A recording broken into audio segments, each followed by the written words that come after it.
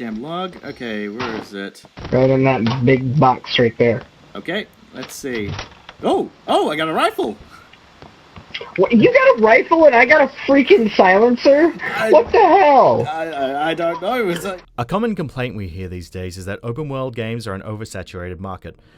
Everyone and their mother has an open world action game with stealth mechanics and an RPG-like progression system. Granted, we've had stellar titles like God of War, Horizon Zero Dawn, and Marvel Spider-Man, but that isn't to say that every open world sandbox game has been a hit, such is the case with the newly released Generation Zero. Developed and published by Avalanche Studios, Generation Zero puts players in a 1980s Sweden after the world has been conquered by rogue robots. Has Avalanche added to the pile of exceptional open world games, or is this another title that stagnates the genre? Welcome to MojoPlays, and this is our review of Generation Zero.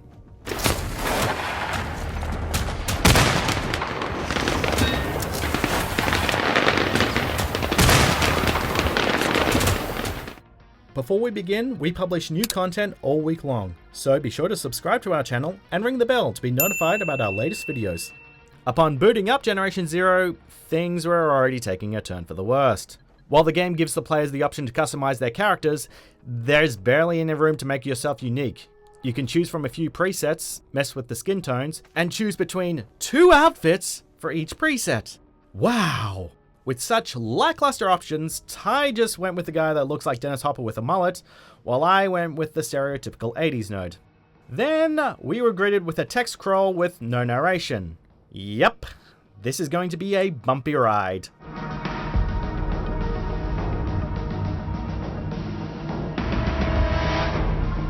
Despite having a similar formula to other open world games, Generation Zero takes the Minecraft approach and drops you into the world without explaining anything. You're simply told to loot the nearby house, taught the basic controls, and begin your journey. If you really want to learn how to play, you'll have to go into your log and read up on the instructions there. However, all, if not most, just reiterates what we've already learned from basically any other first-person shooter. Right trigger to shoot, left trigger to aim, left stick to move around. Wow, innovative controls here, guys! As for the rest of the game, Ty and I had to figure out the rest of the mechanics on our own.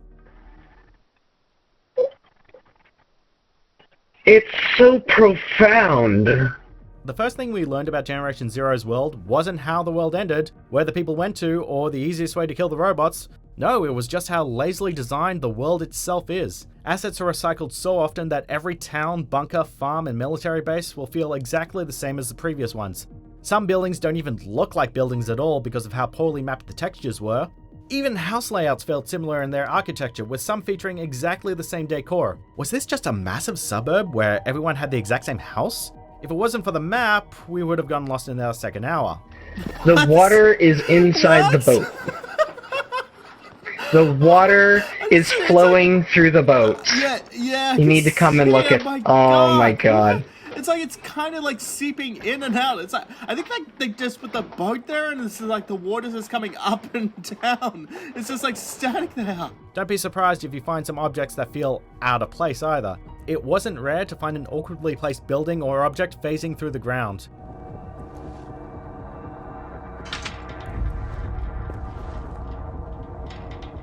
Considering Avalanche Studios has experience in building open world games, with exceptional titles like Mad Max and the Just Cause games, it's incredibly shocking to see such amateur mistakes being made here. Because of these errors, Generation Zero feels less like an Avalanche game and more like a sequel to... dare I say it? I'm gonna say it. Brace yourselves. A sequel to Fallout 76. No. Not true. That's impossible! Avalanche has made the same mistake that caused so many Fallout fans to flee 76. Generation Zero has no NPCs. The entire game is essentially a wild goose chase as you try to find out where civilization has gone, aka a plot that gives plenty of reasons to axe NPCs and not worry about dialogue. So most of your time will be spent reading documents, listening to audio logs, and fighting robots every minute or so. Be prepared to do a lot of wandering. Hej, det här är Anita. Jag är så ledsen att jag inte kunde ringa förrän nu. Det har varit jävligt stressigt här. Vad tusan är ni någonstans? Alla boende i området måste ta sig till Salthamn omedelbart. Fighting robots and exploring locations are the most arduous parts of Generation Zero. Stealth mechanics are practically useless when sneaking around towns and farms. Even when I was in a building, robots were alerted to my presence, whether this was because I stood in front of a window or one of them glitched inside the house despite all the doors being locked. Eventually, we resorted to going in guns blazing, until we ran into inventory problems. Yes, the inventory is a major problem with this game. Generation Zero is so fussy about inventory management thanks to its ridiculously specific ammunition types and the failure to automatically stack items. You can have multiple types of shotgun ammo in your inventory, but only one of them may work within your equipped shotgun. As for stacking items, you'll have to manually move items over to the stack. And if you run out of a stack that was placed on your item slot, you'll have to open the inventory menu again to grab another stack. This severely disrupts the game's pacing, and because Generation Zero is an online game where you can't pause, you can get shot or die while trying to manage everything. It certainly doesn't help either that the background is obscured by your character too.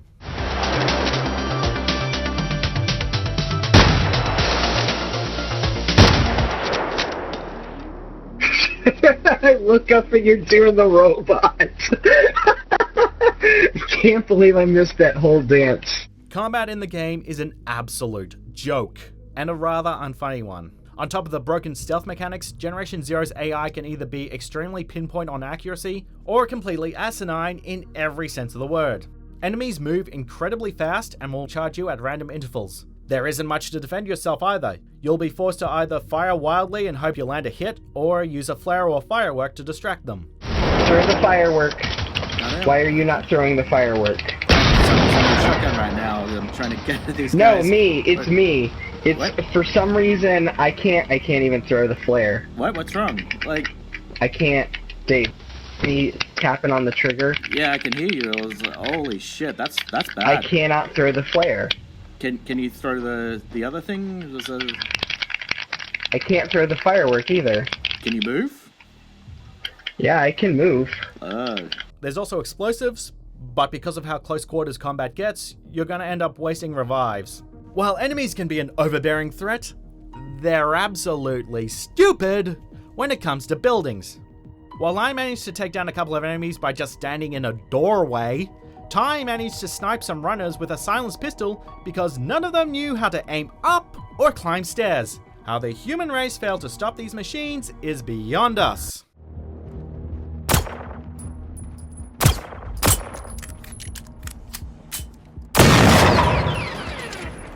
Do we dare mention the technical issues too? Okay, well, Generation Zero isn't as unstable as other games have been, you know what we're talking about, but there would be many instances where character models got stuck in fences and walls. At one point for me, the game crashed, while Ty was dealing with overly hostile enemies. There was one moment where he was in an underground bunker and he heard a hunter.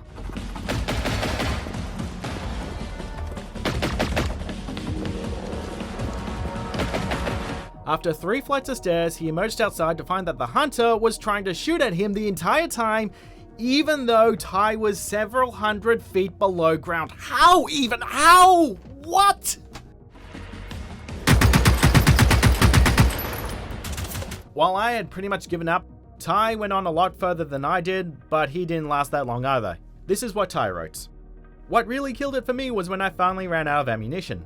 After firing my last bullet, the next 5 minutes were spent trying to outrun runners and hunters, desperately searching for a vacant area to find more bullets. Alas, every place I found was littered with more robots. When I finally accepted my fate, I respawned at the starting location, hoping supplies would replenish at different locations. Instead, I ran into more robots with pockets full of useless customization items. Many locations are devoid of loot, and the ones that do offer a few bits of ammunition. The game will gladly hand out bullets like there's no tomorrow, but when it comes to weapons, a new gun is about as common as an NES classic. Taking all of this into account, the results were clear. Generation Zero had become virtually unbeatable, and my only option was to start a new game.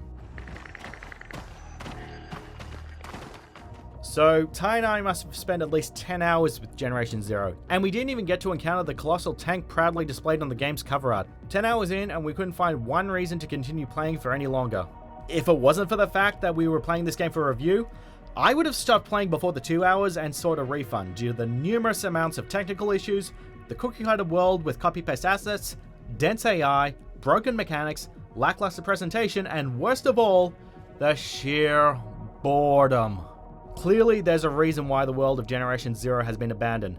The people either glitched out or they couldn't live in a world plagued with these problems. How Generation Zero managed to pass pre-development stages is an enigma that may never be solved, and the half-assed work on display here puts us on edge for Avalanche's other 2019 game. Here's hoping Rage 2 doesn't suffer the same fate. Just don't buy Generation Zero. Don't. Look at all these people being bored and frustrated with us. Why are these What? lights on?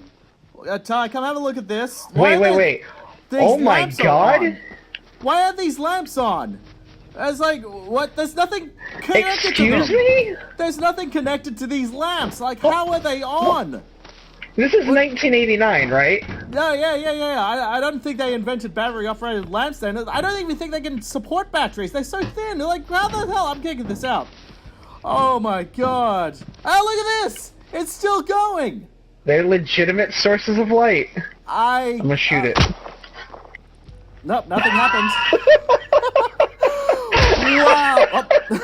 Okay, it went up for me. You were shooting at the ground on my screen. I don't know, you looked like you shot at a rock. Check out these other great clips from MojoPlays. And be sure to subscribe and ring the bell to be notified about our latest videos straight away.